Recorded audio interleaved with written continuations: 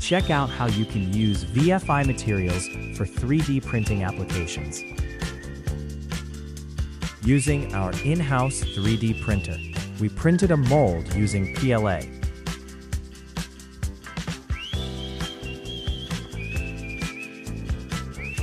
Once the mold was finished printing, we lightly sanded the interior surfaces to make it easier to demold after casting. Since the material we chose to cast into the 3D printed mold is a urethane, we applied a mold release generously to all interior surfaces to prevent it from sticking.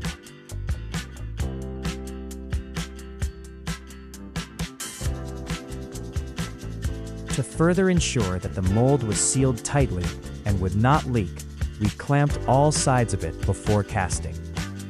For two-part molds, you can also seal any seams with a compatible non-sulfur-based clay if necessary. This material in particular has a mix ratio of 1A to 1B by volume, or 100A to 98.13B by weight. We decided to measure it by weight, so we first measured out the A-side material. Once we got to our desired number of grams, we zeroed the scale.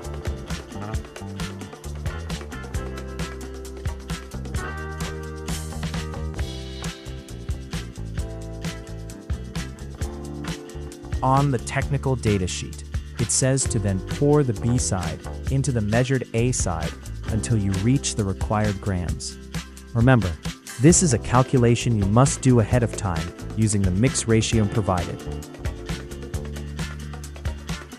After combining both components, we immediately began mixing using a Jiffy mixer for a minimum of 30 seconds, making sure to scrape the sides and bottom of the cup for a homogeneous mix.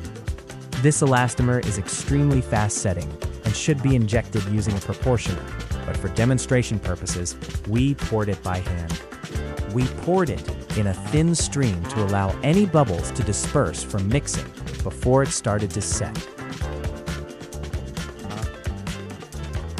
We attempted to pour the material as close to the top of the mold as possible to ensure a flat, even surface.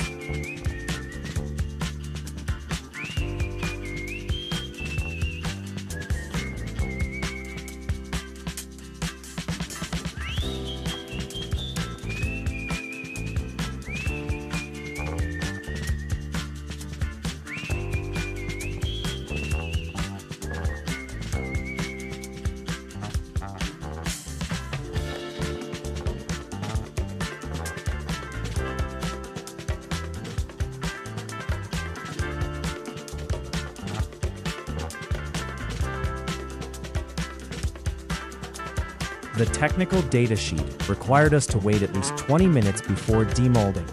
We used a knife to gently pry the seams apart, which popped the mold open more easily.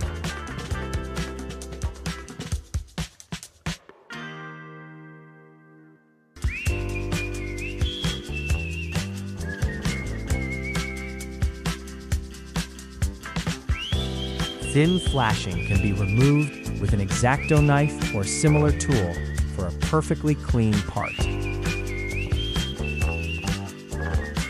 Thank you for watching and visit volatilefree.com for more info.